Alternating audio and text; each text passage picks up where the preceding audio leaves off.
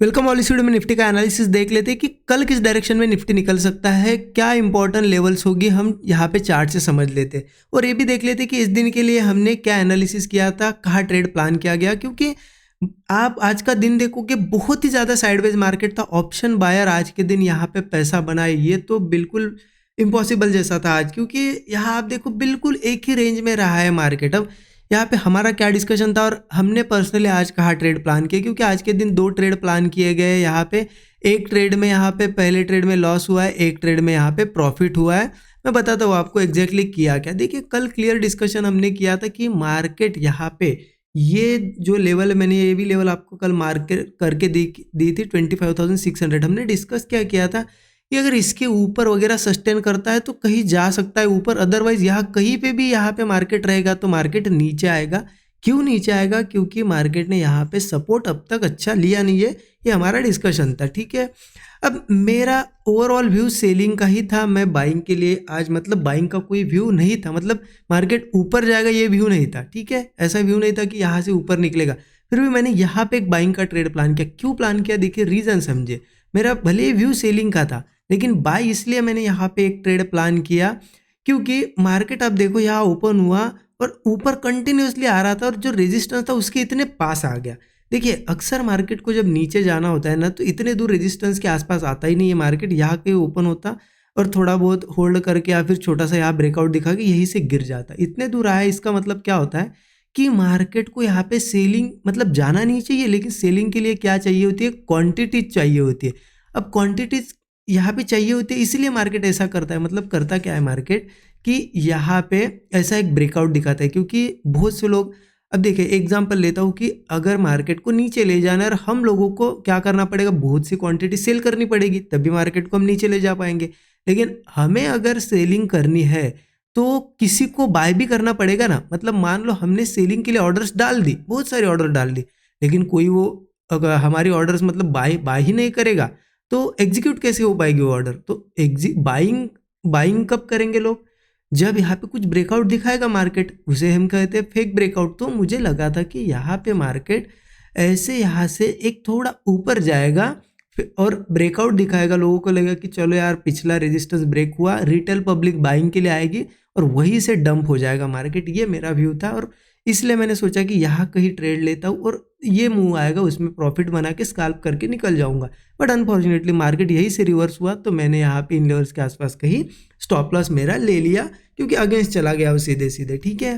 तो ये मेरा फर्स्ट ट्रेड था। और सेकंड ट्रेड कहाँ लिया गया? जब मार्केट नीचे आया और फिर थोड़ा रिट्रेस करके जब नीचे आ रहा था तो इन लेवल्स के आसपास मैंने प्लान किया, क्योंकि यहाँ पे एक सपोर्ट था यहाँ पे, ठीक है। यहाँ पे आ जाता है वो सपोर्ट, मैंने मार्क भी किया था। स्टूडेंट ग्रुप में दोनों ट्रेड शेयर कर दिए थे मैंने आज के दिन, ठीक है। पहला भी शेयर किया था, स्टॉप लॉस लिया वो भी बताया। सेकंड ट्रेड यहाँ पे मैंने पुट यहाँ पे लिया था, लेकिन ये स्कैल्पिंग टाइप का ही ट्रेड था, यहाँ पे लिया था। और मेरा ये व्यू था कि एक छोटे से स्टॉप लॉस के साथ लिया था कि ये सपोर्ट टेस्ट करेगा। तो इसमें फिर यहाँ पे इस लेवल के आसपास स्कैल्प करके प्रॉफिट किया। देखिए ये बहुत बड़ा प्रॉफिट नहीं था, मॉर्निंग का लॉस उतना ज़्यादा रिकवर नहीं हो पाया, लेकिन आज का दिन वैसे तो निगेटिव में ही था, लेकिन इस ट्रेड ने थोड़ा कम कर दिया लॉस हमारा, तो निगेटिव में ही क्लोज हुआ। क्योंकि देखिए ऐसे दिन यहाँ पे छोटे लॉस में भी क्लोज करना मतलब बहुत बड़ी बात है, क्योंकि इतने साइडवेज मार्केट में लोग बहुत बड़े लॉसेस कर देते ओवर ट्रेडिंग करके, तो वो गलती नहीं करना है, ठीक है। अब कल कैसे ट्रेड प्लान करना है? देखिए बहुत ही सिंपल है, मैं आपको बताता हूँ।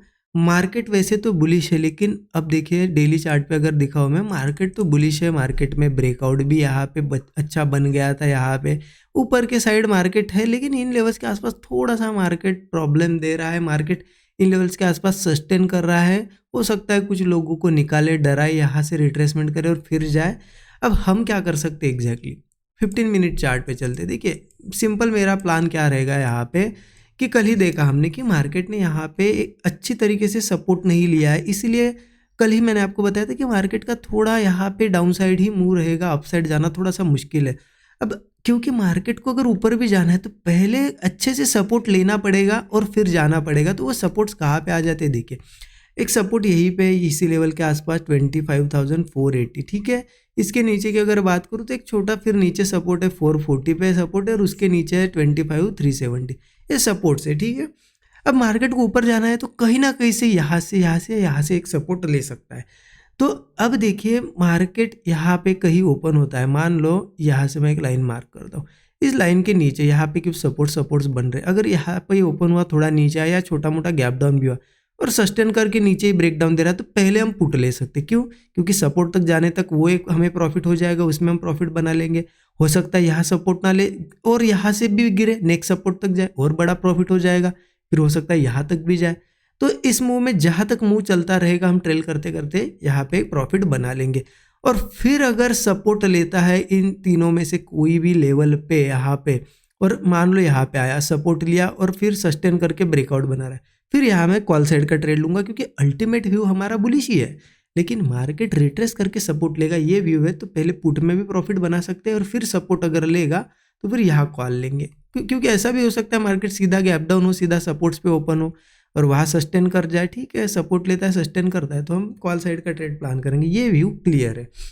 अब क्या मार्केट नीचे आके ही ऊपर जाएगा? ऊपर नहीं जा सकता। देखिए एक पॉसिबिलिटी ये भी है, आप देखो यहाँ पे ऐसे एक लाइन मार्क करो जो आज भी हमने मार्क की थी, और मैंने आपको बताया अभी कि मार्केट यहाँ से एक बार ब्रेकआउट दिखा के नीचे जाएगा, ये हमारा व्यू था, लेकिन नहीं दिखाया। अब हो सकता है मार्केट कल ब्रेक करे, तो इसीलिए मेरा व्यू है कि आज मार्केट ये ऐसा ट्रेंड लाइन ब्रेक नहीं कर पाई। अगर कल फिर से ऊपर जाता है यहाँ से या गैप अप होता है वापस इसी लेवल के आसपास, मतलब अगर ये सीधे सीधे मैं क्लियरली अगर मार्क करूँ ना, क्लियर मार्क करता हूँ, थोड़ा सा वेट कीजिए, ठीक है, देखिए पकड़ लो ना सीधे सीधे राउंड फिगर 25,600 की ये लेवल पकड़ लो। अगर मार्केट वापस कल 25,600 के आसपास, ठीक है, एग्जैक्ट टेस्ट नहीं करेगा, मार्केट थोड़ा सा इसके नीचे नीचे अगर सस्टेन करता है, देखिए गिरना होगा कल, मार्केट ओपनिंग से ही गिरने लग सकता है।